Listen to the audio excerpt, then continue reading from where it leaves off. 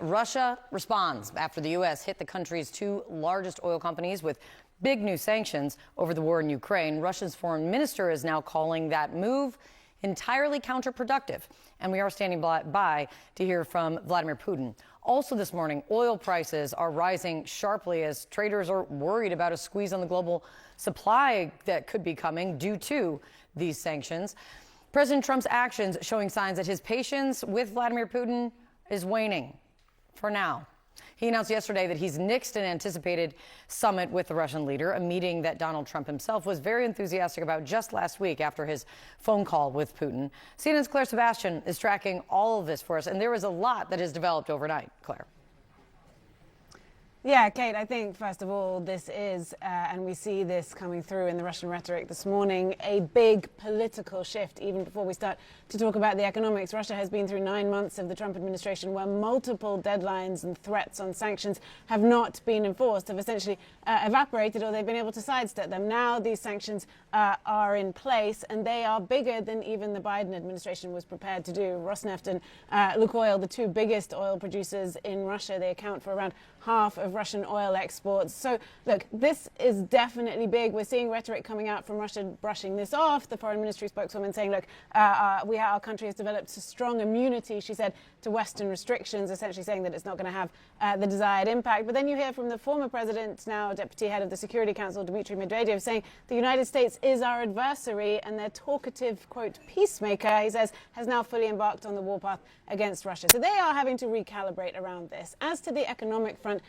is this going to have the desired effect? Is this going to cost Russia enough to bring Putin to the table? That is just not clear yet. It depends on a number of things. Are these sanctions going to be heavily enforced by the U.S.? Is Russia going to find workarounds, as it's suggested, as it's done so effectively so far in this war with things like the Shadow Fleet? And I think there's a big wild card around India as well. From talking to experts this morning, they import a lot of Russian oil at the moment, but they are involved in trade talks with the U.S. and there are suggestions that they might be likely to adhere to this U.S. policy and perhaps cut back or stop exporting or stop importing Russian oil, and that would be a big problem for Russia. So we are really watching and trying to understand the impact of this and essentially what the U.S. will do going forward. How much commitment will they show to enforce these new sanctions, Kate? Yeah, and you're spot on, it seems, with the reality of it. The announcement, yes, important, coming from the Treasury and how they're saying it, but the follow-through and how it's going to impact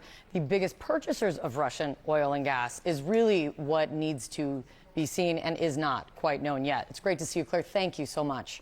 Well, we're joined now by Peter Zalmayev, Director of the Eurasia Democracy Initiative. Appreciate you being with us. Pleasure to be here. So, US President Donald Trump met with NATO Secretary General Mark Rutte at the White House Wednesday, making significant news on the war in Ukraine by announcing new sanctions on Russia's two largest oil companies, while also announcing he was shelving his anticipated meeting with Vladimir Putin, for now at least.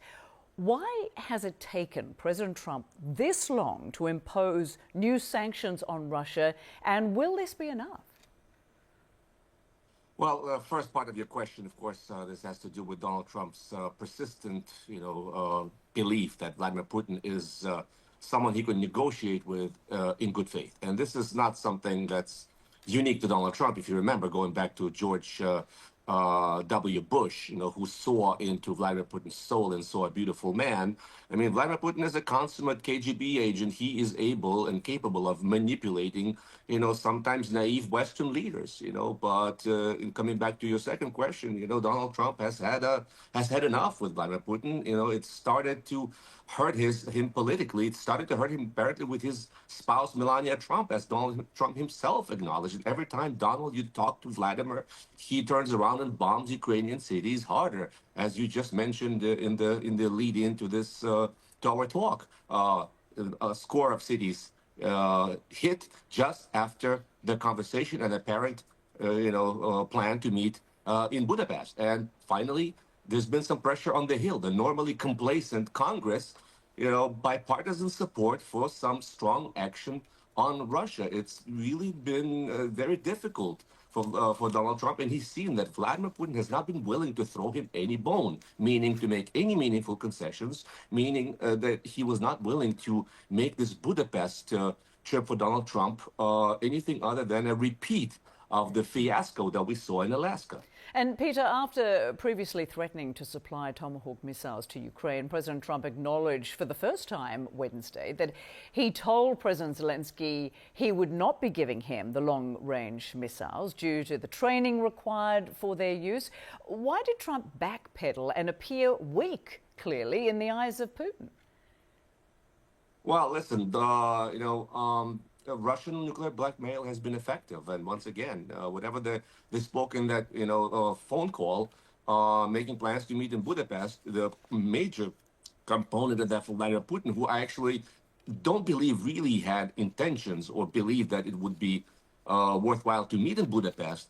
I think he wanted Donald Trump to stand down on the Tomahawk threat because, contrary to what Russians are saying, Tomahawks do hurt. They are a serious threat to Russia's ongoing war efforts in Ukraine, in contrast to the sanctions that have been slapped on Russia, which is a good step. But will they force Putin to end this war, sit down and negotiate? Probably not in the near future.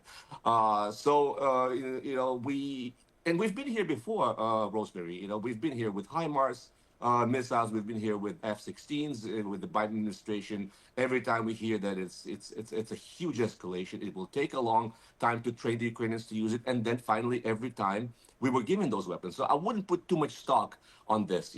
I think the issue is still very much on the table. But once again, Donald Trump wants to try other tools of pressure before he delivers the Tomahawks, because the Tomahawks are a clear escalation in this war. And President Zelensky discussed his conversation with Donald Trump about the US president's suggestion to freeze the war along current battle lines. And now Zelensky says this is a good compromise. But that wasn't how he initially felt, was it? What changed his mind?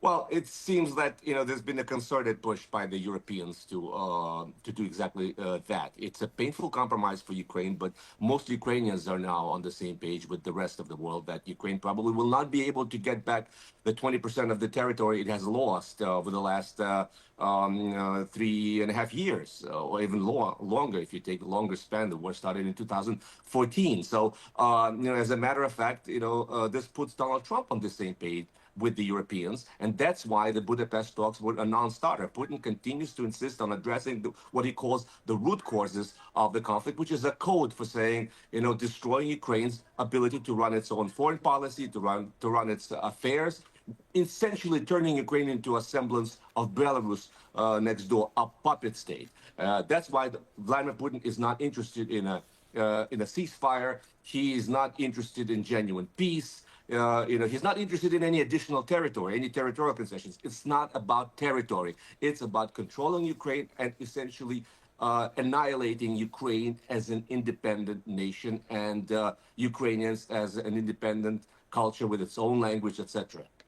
Peter Zalmayev, thank you so much for talking with us. We appreciate it. Thank you.